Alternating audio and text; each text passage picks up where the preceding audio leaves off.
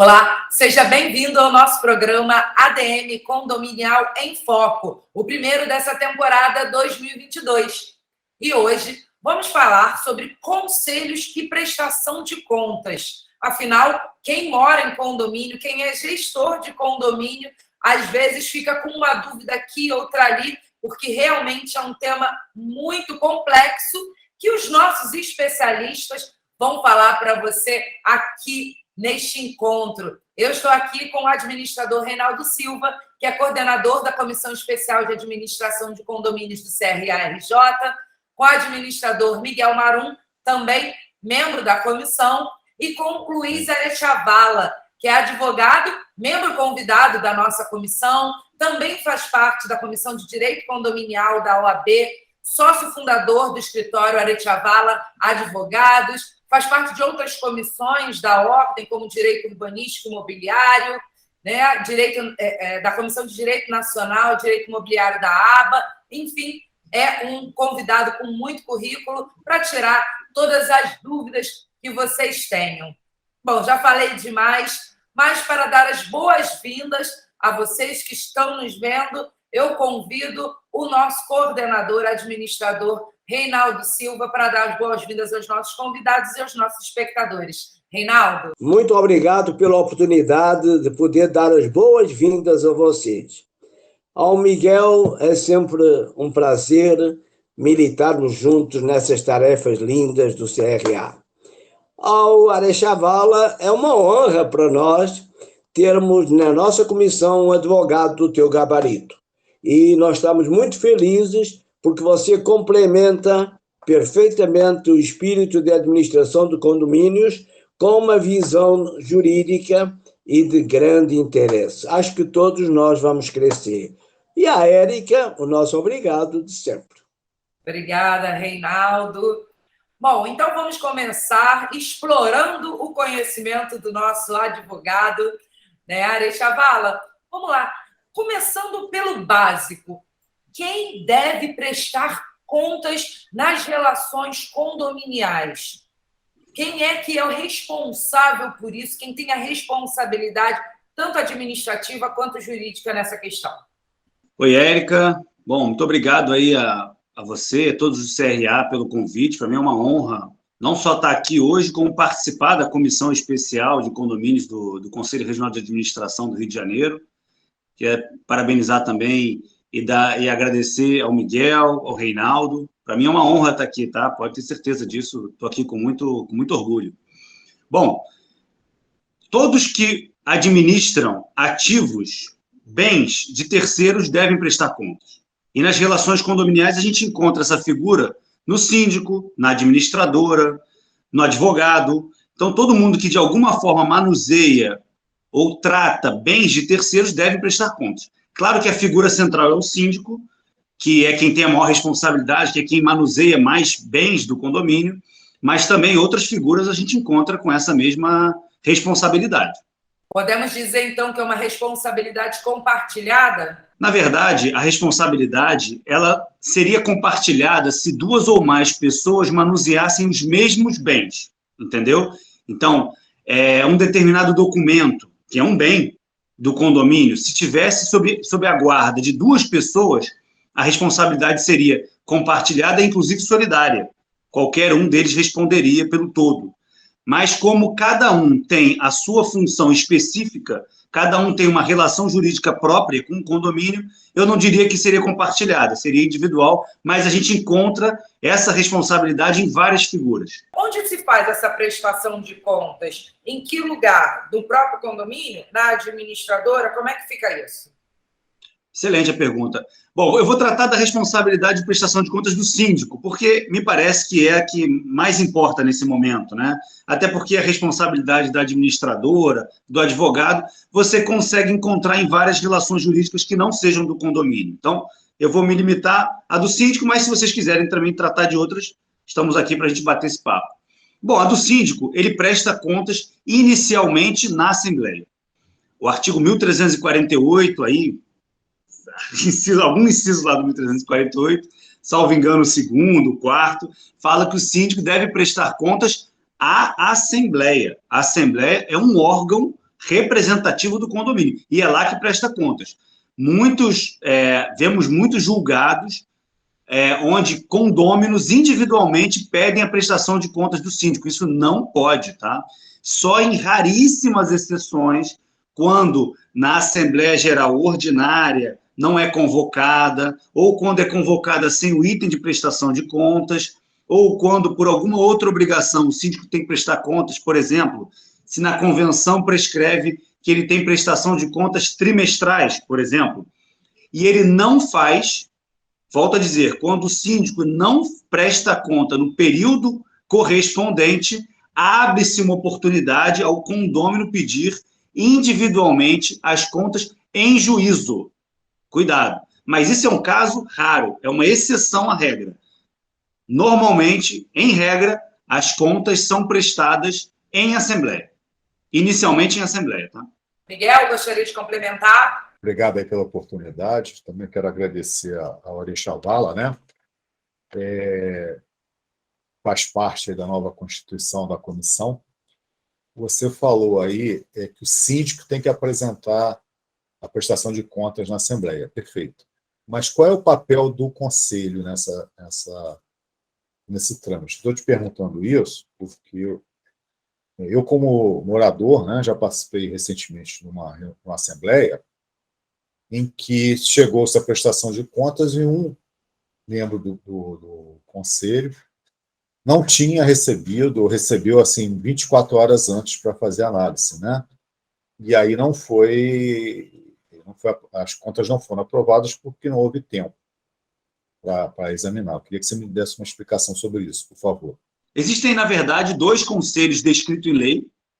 Um conselho é o consultivo, o outro conselho é o fiscal. Mas nada impede que a Assembleia ou a Convenção prevejam outros conselhos. Conselho de área comum, conselho de área de lazer, qualquer outro conselho, nada impede, tá? Mas a lei prevê 2 conselhos. É o conselho fiscal e o conselho consultivo. O conselho consultivo, segundo a lei, seria obrigatório, e o conselho fiscal seria facultativo. Mas, na prática, ter ou não ter conselho não tem nenhum prejuízo. A lei não comporta nenhum tipo de punição pela ausência do conselho. Então, a gente entende que o conselho sempre é facultativo, embora a lei prescreva de forma diferente. Vamos lá. Conselho consultivo tem a função de assessorar o síndico nas tarefas, e o conselho fiscal tem a função exclusiva de dar um parecer sobre as contas do síndico, parecer esse, obviamente que não é vinculante, é meramente opinativo, para que a Assembleia possa, com aquele parecer, decidir se aprova ou reprova as contas. Orixá Vala, você falou na sua resposta que, em raríssimos casos, um condômino individualmente pode solicitar essa prestação de contas. Então, eu te pergunto, quem pode fazer essa solicitação e quando? Qual é a periodicidade? Tem a ver com a convenção, como você explicou, que pode variar? Como é que é isso? Bom, primeiro, periodicidade, Érica. Pela lei, pelo Código Civil, as contas têm que ser prestadas anualmente ou quando exigidas. Então, não pode passar de 1 ano sem prestar contas. Mesmo que o mandato seja de 2 anos, anualmente ele tem que prestar contas. Agora, anualmente ou quando exigidas. Se a convenção prever que a prestação de contas é trimestral, por exemplo, de 3 em 3 meses, ele tem que fazer a assembleia de prestação de contas. Aliás, é salutar que assim seja feito, porque anualmente é um volume muito grande de informações e documentos para que haja uma decisão da Assembleia ou mesmo para que haja um parecer do Conselho, né? Porque normalmente o Conselho não são formados por pessoas profissionais ou com conhecimento técnico adequado para fazer auditoria. Então, anualmente ou quando exigidos. Exigidos por quem? Exigidos ou por uma Assembleia, que 1/4 pode convocar uma Assembleia para uma prestação de contas, ou pela convenção, que pode botar um prazo menor. A sua outra pergunta foi quem pode exigir as contas, né? Então, vamos lá. As contas são prestadas em Assembleia inicialmente, elas sendo reprovadas em Assembleia, o condomínio, somente o condomínio, porque é o órgão a quem a Assembleia representa, somente o condomínio pode exigir a ação de exigir contas, né? Depois a gente fala um pouquinho mais sobre como funciona a ação de prestação de contas em juízo. Mas a Assembleia reprovando as contas, o condomínio, somente ele, pode pedir que seja feito em juízo a apresentação dessas contas.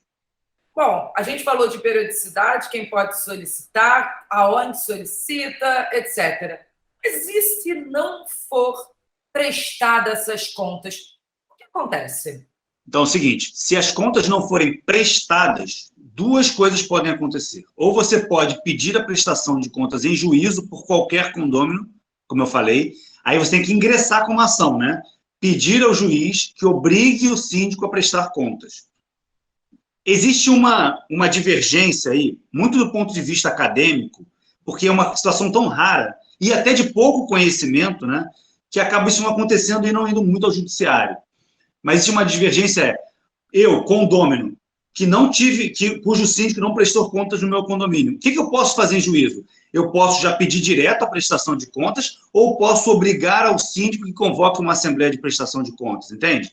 Eu entendo que você deve pedir para que ele convoque uma assembleia. Esse é o máximo que você pode fazer e não pedir diretamente a prestação de contas. Mas é divergente, tá? E como isso acontece muito pouco, eu, particularmente, nunca vi uma causa dessa, nunca vi o resultado de um processo desse em juízo, tá? Mas existe essa divergência, mas abre a possibilidade ao condômino para pedir a prestação de contas, caso ele não preste. E uma outra punição, uma outra consequência da não prestação de contas é a destituição do síndico. Salvo engano, no artigo 1349 do Código Civil, diz que o síndico pode ser destituído por administração inconveniente, por não prestar contas, ou por um outro motivo lá, que agora eu não vou lembrar de cabeça. Então, nesse caso, a ausência de prestação de contas pode, sim, levar a uma destituição do síndico, diretamente. Então, entendo eu que um condômino poderia ingressar com uma ação para destituir o síndico pela ausência de prestação de contas. É claro que antes, para caracterizar a ausência da prestação de contas, seria bom que você notificasse o síndico, até para caracterizar a recusa, né? Até porque ele pode estar preparando, pode estar prestando contas, ele pode até justificar, ter um motivo para não prestar contas ainda. Então, ficando caracterizada a inércia dele, acho que cabe sim uma ação direta para a destituição do síndico por ausência de prestação de contas, conforme, salvo engano, artigo 1349 do Código Civil. Agora, tudo isso são informações preliminares que a gente dá, que o nosso ouvinte, a pessoa que está nos ouvindo e nos assistindo, deve sempre consultar o seu advogado. Que ninguém tome nenhuma medida intempestiva, porque não é essa a recomendação, tá? São informações aqui preliminares, a gente não está tratando de nenhum caso concreto, né? Isso a gente sabe que não recomendamos a automedicação jurídica para ninguém. Bom, vamos lá. O Miguel, ele falou um pouquinho sobre essa questão do conselho fiscal, né? Mas eu queria que você desse uma esmiuçada, Chavala, qual é o papel fundamental do conselho fiscal nessa prestação de contas? Eles também são corresponsáveis? Como é que é isso? O conselho, ele normalmente é formado, conselho fiscal, né? Vamos tratar só dele. O conselho fiscal, segundo a lei, é formado, acho que artigo 1356, ele é formado por 3 membros. Agora, nada impede que sejam 2, nada impede que seja 1, porque a gente sabe que é difícil, né? Ter quórum para isso. Então, quantas pessoas você conseguir reunir, melhor. E que seja um número ímpar, né? Para que evite o empate. Então, a função primordial dele é um parecer sobre as contas.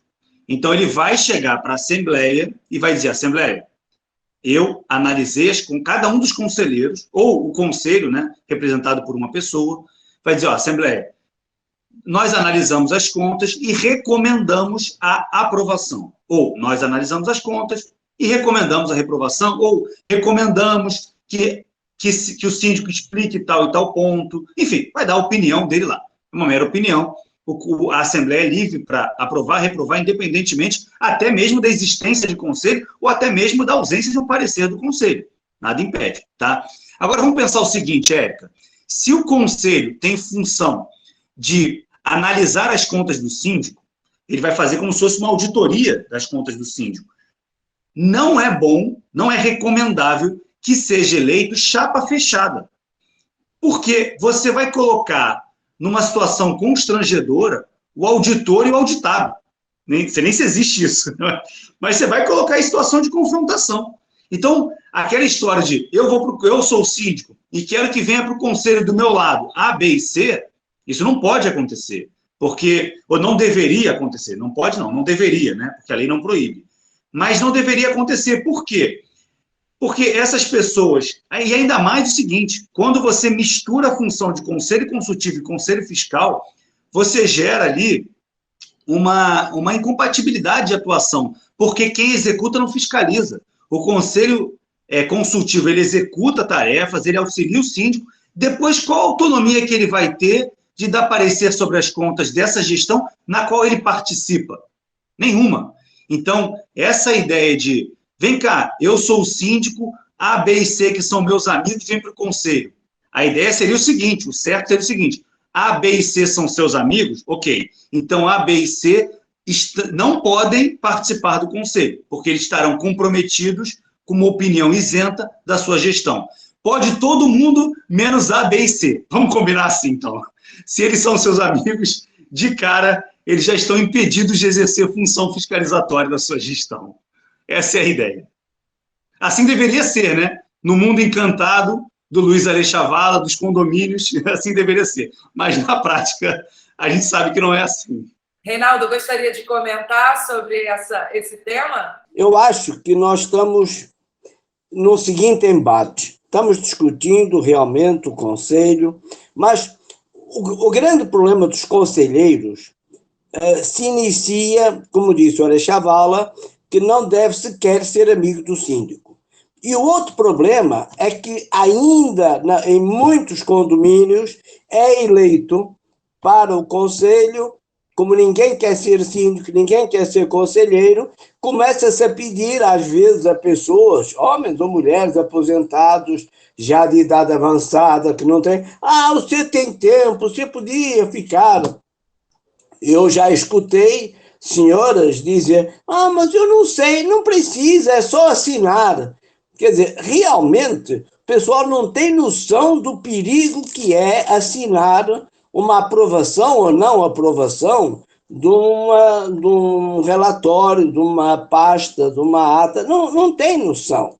Então, temos muitas pessoas que estão cada vez mais cometendo crime autêntico porque entram para o conselho e não sabem avaliar. Assinam, como se diz, assim de uma maneira prática, assinam de cruz. Então, a grande verdade é que não há uma definição muito bem apresentada dentro dos condomínios para a figura do conselho fiscal, conselho consultivo. O pessoal não sabe muito bem o que é isso. Acho que nós temos que ter muito cuidado com os conselhos fiscais, sim, mas nós temos primeiramente que treinar e preparar os condôminos para poderem participar desses conselhos, que muitos entram sem saber o que é que têm que fazer.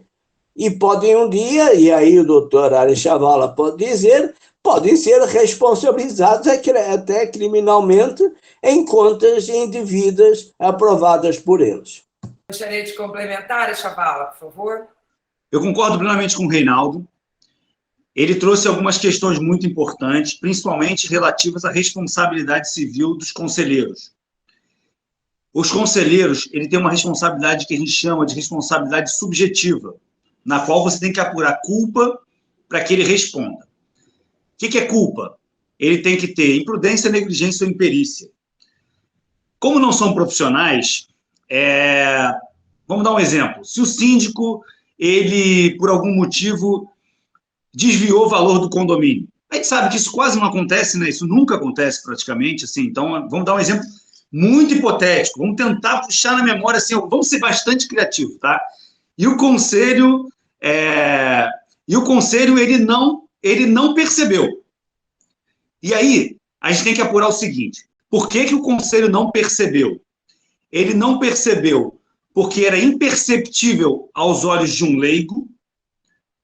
Ou será que ele não quis perceber? Ele foi negligente na hora de analisar o básico. Qualquer pessoa de conhecimento médio, de entendimento médio, perceberia aquilo. Ou será que ele percebeu, mas ele omitiu? Ou será que ele percebeu, Ou será que ele participou junto com o síndico? Essas perguntas são importantes para você apurar o nível de responsabilidade do conselheiro. Se seria imperceptível aos olhos de uma pessoa de entendimento médio, só um profissional perceberia aquilo, ou um perito grafotécnico, documentoscópico, perceberia aquele tipo de fraude, você não pode responsabilizá-lo. Só responsabilizaria um profissional. Você optou por não ter um profissional. Você optou por não ter uma auditoria profissional naquelas contas, então não tem como responsabilizá-lo. Agora, evidente que se ele atuou em conluio, vai responder. Ou se seria algo de uma percepção básica, clara, e ele sequer fez o dever de casa, pode se vir a responder junto com o síndico. Tá? E tanto você quanto o Reinaldo falaram sobre a questão dessa coleguice, né? O síndico, o conselho, etc, etc. Mas e o condômino que não faz parte, né, do conselho, não tem diretamente essa responsabilidade? É só levantar a mão na Assembleia e dizer, eu reprovo, ou ele precisa fundamentar essa reprovação, né? Porque às vezes a pessoa, eu não concordo, eu acho que eu vi um erro, mas como é que eu vou fazer? Ainda tem um pouco disso. Explica isso para os nossos espectadores, Ari Chavala. Érica, isso é polêmico, tá? Eu vou dar a minha opinião, o meu entendimento, e vou fundamentar o porquê que eu entendo assim, mas sei que é polêmico. Tenho grandes amigos e conheço da opinião de grandes advogados que entendem diferente, mas eu vou aqui dar a minha opinião. Eu entendo que você não precisa fundamentar, não precisa. Aliás, não precisa e não deve, porque quando você fundamenta, você se compromete. Quando você não fundamenta, você não se compromete com aquela fundamentação, você se compromete com o seu voto. Vamos pensar o seguinte, a Assembleia é um campo político, é um campo onde você deve expressar a sua opinião livre e sem qualquer tipo de pressão. Por que eu estou dizendo isso? Quando você fundamenta, quando você é obrigado a fundamentar, você naturalmente vai ter a sua manifestação de vontade tolhida. Por quê? Porque você não é normalmente técnico naquele assunto e você, às vezes, não tem nem certeza. Então, se você é obrigado a fundamentar, você vai ter a sua manifestação de vontade tolhida. Pensa o seguinte, o voto, ele decorre do direito de propriedade e ele decorre do seu direito à personalidade. Ele decorre do seu direito de personalidade. Eu emito a minha opinião do jeito que eu quero e da forma como eu quero. Isso faz parte da minha personalidade. O jeito como eu falo é diferente do jeito que o Miguel fala, que é diferente do jeito da Érica e do Reinaldo e assim por diante. Então, isso faz parte da minha personalidade. Fundamentar bem, fundamentar mal ou não fundamentar faz parte da minha personalidade. Só quem tem que fundamentar a decisão é juiz. E por quê? Porque está na Constituição, está no Código de Processo Civil. Onde não deriva da lei, você é obrigado a fazer ou deixar de fazer alguma coisa em função de lei. Não tem lei que te obrigue a fundamentar voto em Assembleia. E mais, o voto pode ser, inclusive, secreto. Nas eleições públicas, o voto é secreto. E ninguém vai dizer para você por que você vota no candidato A ou B, ou por que você é de tal linha política.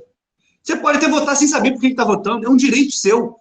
É um direito seu da personalidade e de propriedade. Eu voto do jeito que eu quero, em quem eu quero e como eu quero. Se eu fundamento, eu me atrelo àquela fundamentação, também tem isso. Então, Érica, tem um outro ponto importante também a ser dito. Quem é o juiz? Quem é o juiz que vai dizer na Assembleia se aquele teu voto é bem ou mal fundamentado? Você imagina o seguinte, eu reprovo as contas de A por tal e tal motivo. Aí vai o Reinaldo e fala, e eu reprovo pelo motivo XYZ. Aí vai o Miguel e dá outra fundamentação para reprovar. Aí vai, quem é o juiz que vai dizer assim, o Luiz, eu aceito a reprovação. A do Reinaldo eu não aceito, porque essa fundamentação não é boa. A do Miguel, mais ou menos. Pô, não existe isso. Não existe juiz. Então, se não tem juiz, se ninguém avalia, eu voto do jeito que eu quero. Entende? E mais, se existe necessidade de fundamentação para reprovar, tem que existir a mesma necessidade de fundamentação para aprovar. Vale lembrar que as contas não estão presumidamente aprovadas. Elas estão lá para serem deliberadas. E, em caso de empate, no meu entendimento, é não aprovação. A aprovação é um ato positivo.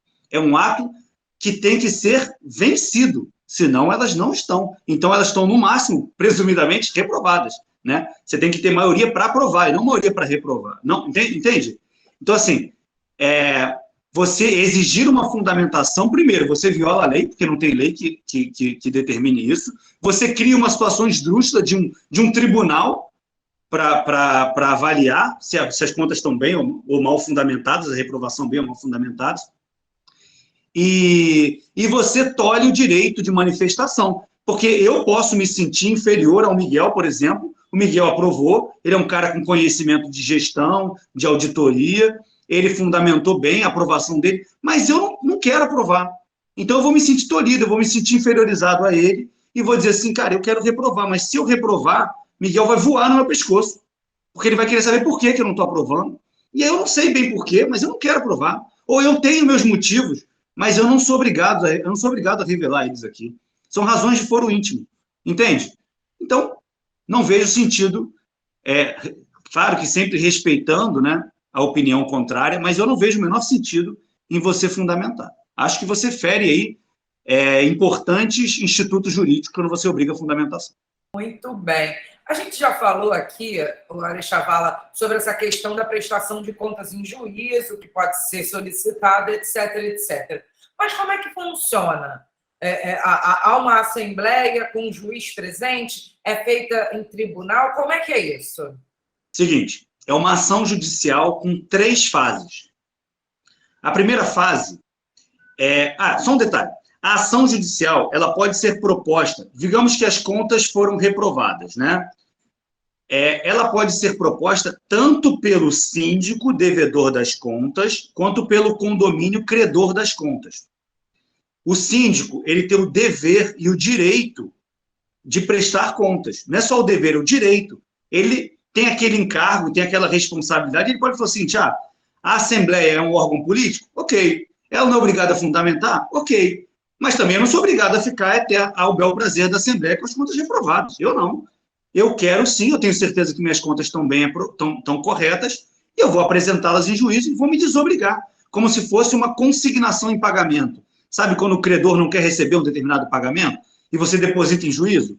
A mesma coisa você faz com as contas. Você consigna as contas em juízo através de uma ação de prestação de contas. Então, o devedor pode fazer isso. O credor também pode, mas através de uma ação de exigir contas. No Código de Processo Civil antigo, as 2 vias se chamavam prestação de contas, no novo houve essa distinção. Então, vamos lá. Quando é feita pelo síndico, a ação de prestação de contas, ela tem um procedimento comum. Ele entra, defesa, réplica, a produção de provas, né, perícia e tal, sentença, fase recursal e um abraço. Quando é manejada pelo condomínio, ação de exigir contas, ela tem 3 fases. A primeira, o juiz vai apurar se aquelas contas são ou não devidas. É o que a gente chama de apurar a relação jurídica. O que o juiz vai olhar? O síndico tem que prestar contas para o condomínio? Tem. Ele já prestou? Prestou, mas foram reprovadas. Porque não basta prestar, elas têm que ser aprovadas. Contas reprovadas são contas não prestadas, tá? Vamos ter esse cuidado também. Você pode pensar o seguinte, eu prestei. Eles não aprovaram porque eles não quiseram. Então não pode exigir. Pode sim. Contas reprovadas, contas não prestadas. Isso é a mesma coisa. Outra coisa que ele pode olhar, já prescreveu? Porque são 5 anos, né? Desde a aprovação, então pode estar prescrito. Não prescreveu. Enfim, ele vai analisar a relação jurídica. Só isso. Bom, estando presentes todos os requisitos da prestação de contas, o juiz dá a sentença e vai mandar prestar as contas. Começa a segunda fase, onde as contas são devidamente prestadas. Vai dar um prazo para a parte apresentar as contas em juízo, depositar lá aquela planilha de receita, despesa, documentação comprobatória, vai ter um saldo, né? E nessa segunda fase, o condomínio vai ser depois intimado para se manifestar sobre as contas apresentadas, onde ele vai poder impugnar, concordar, vai poder pedir até uma perícia sobre as contas, enfim, vai se desenvolver a análise sobre as contas. Se houver divergência, o juiz pode pedir uma perícia, e essa perícia vai dizer qual o resultado daquelas contas. E se ele for condenado a prestar e não prestar as contas? O condomínio presta pelo síndico, assim mesmo. O credor presta pelo devedor. E aí, não sendo nada absurdo, agindo de boa fé, as contas apresentadas pelo condomínio são válidas, tá? Bom, todo resultado de uma prestação de contas comporta um saldo, seja ele positivo, negativo ou zerado. Por que positivo, negativo ou zerado? Porque pode ser que tudo que ele gastou está comprovado, zerado. Pode ser que tudo que ele gastou falte comprovação, vai ter um saldo que ele vai ter que devolver ao condomínio. Ou ele pode ter adiantado valores, o que acontece, né? Por exemplo, transporte, enfim, alimentação, o que for, né? Ele pode ter antecipado valores e o condomínio não devolveu. E aí o condomínio tem que devolver. Enfim, esse saldo vai iniciar a terceira fase, que é onde é o recebimento desse saldo. E aí vai encerrar o processo. Você já falou que as contas, elas prescrevem em 5 anos. Mas aconteceu a assembleia, pode ser revista? Foi aprovada? Foi reprovada? Pode ser revista? Como é que é isso? Dentro desse período, né? Entre ela ser prestada e prescrever. Como é que é essa relação, Ari Chavala? Então, primeiro ponto que eu queria acabar aqui era com o mito da aprovado com ressalvas. Esse é o primeiro mito que eu quero acabar aqui, porque a gente vê muito isso em assembleia. Eu quero depois até ouvir o Miguel e o Reinaldo, que certamente entendem de auditoria melhor do que eu, mas, assim, juridicamente é uma aberração você aprovar com ressalvas, né? Porque ou você aprova ou você reprova. Não tem um meio termo, não existe um meio do caminho, né? Então, assim, tem dois resultados. Você pode até condicionar a aprovação. Isso não tem nada de errado. Então, eu aprovo desde que apresente tal e tal documento. Aí, ok, está condicionado, né? Condicionou, entregou o documento, está aprovado. Mas aí é uma aprovação com condição, e não com ressalvas, né? Enfim, vamos lá. Então, você tem dois resultados. Aprova ou reprova. Aprovou, digamos que você aprove, mas depois de aprovado, você encontre algum indício, algum documento, alguma informação que mostrem que aquelas contas, na verdade, não deveriam ter sido aprovadas. E que, por exemplo, aquela nota fiscal fria, aquele documento falso, aquela fraude foi colocada ali sem que os condôminos percebessem. Aí você tem, Érica, o que a gente chama de um vício de manifestação de vontade. O que é isso? Eu só votei de tal forma porque eu não conhecia a realidade dos fatos. Sabendo da realidade dos fatos, como, por exemplo, essa fraude, eu não teria votado dessa forma. Então, isso é vício da manifestação de vontade, que pode se dar, nesse caso, tanto pela modalidade do erro, quanto do dolo. O dolo é quando você engana alguém provocado por uma pessoa, e o erro é quando você se engana sozinho. Olha, ele não fez nada para me enganar, mas eu realmente não tive uma percepção correta da realidade. Ou, no dolo, ele me ludibriou. Isso é muito comum, hein? Isso é muito comum. Por exemplo, você aprova uma obra e aí você apresenta aquelas 3 propostas de maneira fraudada. Você faz proposta combinada, simula aquela licitação, né? Isso também só acontece na Suíça, na Suécia, em outros países. Aqui não. Eu estou dizendo assim, imagine se acontecesse aqui, né? Aqui não acontece. No Rio de Janeiro, então, zero. Nos condomínios que o Miguel e o Reinaldo atuam, então, aí eu sei que com certeza não. Então, assim, se você tem esse tipo de situação, o que você está fazendo? Você está fraudando, né? Você está ludibriando a Assembleia. Se isso ficar comprovado, você pode sim cancelar aquela aprovação por vício na manifestação de vontade. Isso serve para qualquer ato jurídico, tá? E também aplicado aos condomínios. Também pode acontecer das contas serem reprovadas e nada impede de você você convocar uma nova Assembleia de Prestação de Contas para deliberar e tentar aprovar aquelas contas, não tem nenhum problema, entendeu? O que não pode, por exemplo, a Assembleia reprova, o Conselho aprova. Lembrando que a prestação de contas somente em Assembleia. Miguel, Reinaldo? Não, o que eu acho, Luiz, perfeita a sua colocação, realmente, o que me chateia é que as pessoas não olham as contas. Onde eu moro, que é um prédio pequeno, uma vez eu levantei a despesa que se pagava de 13º à administradora, né? Foi aquele olhar assim de, pessoas que já foram síndicos. Eu falei, gente, vocês nunca repararam que a gente paga 13º à administradora, não? E aí duvidaram, eu tive que pegar as pastas e mostrar. Quer dizer, dificilmente, né, alguém senta e olha como deveria olhar, né?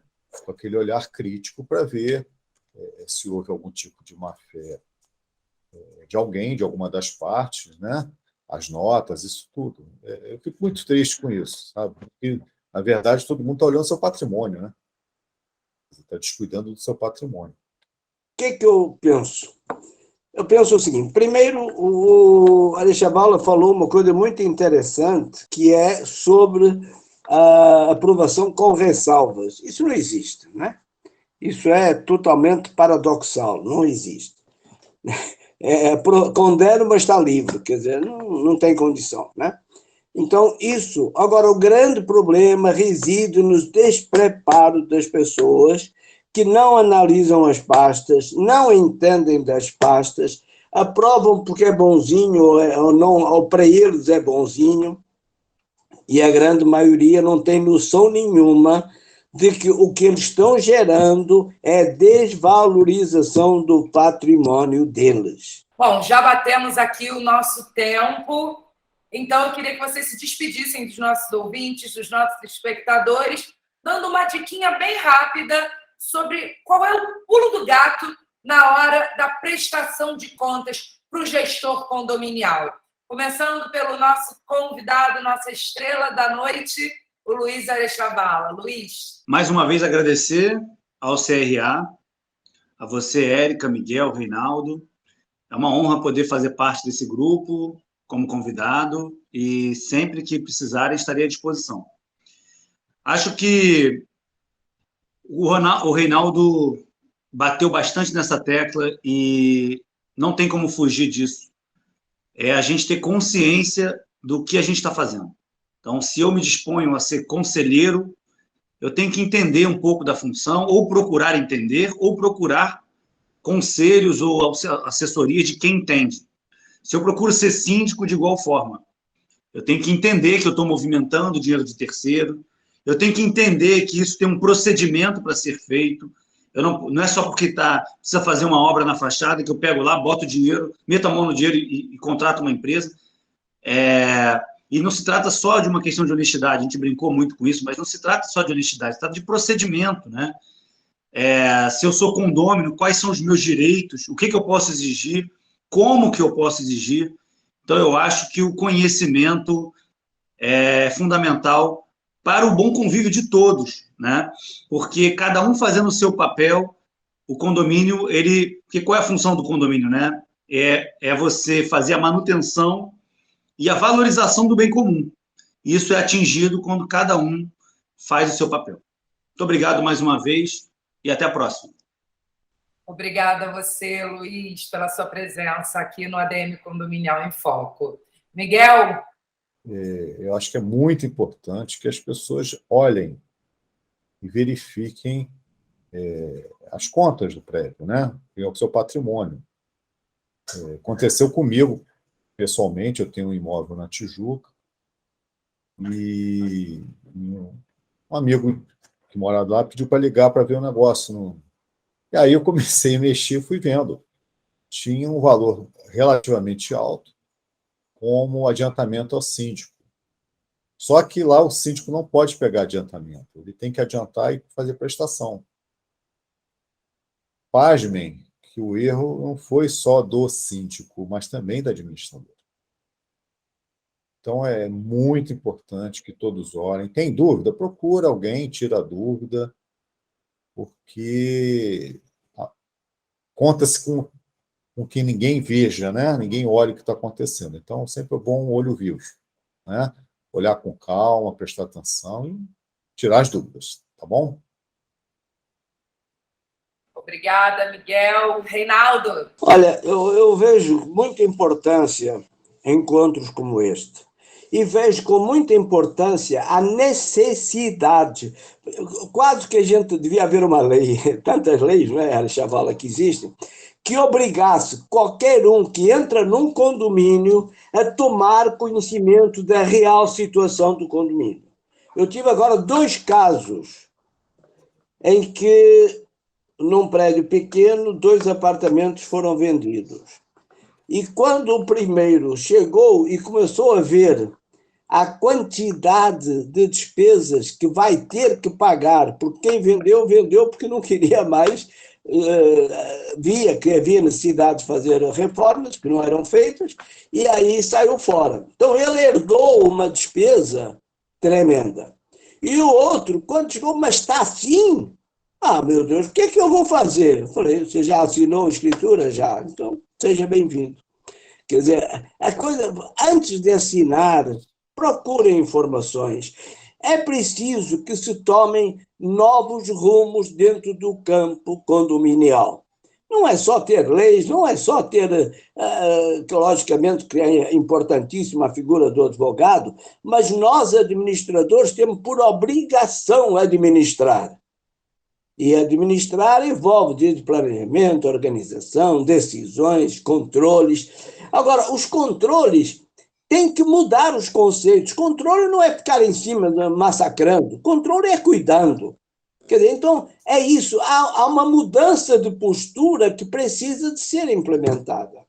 Obrigado, Arechavala, pelas tuas sábias posturas. Obrigado, Miguel, e obrigado, Érica.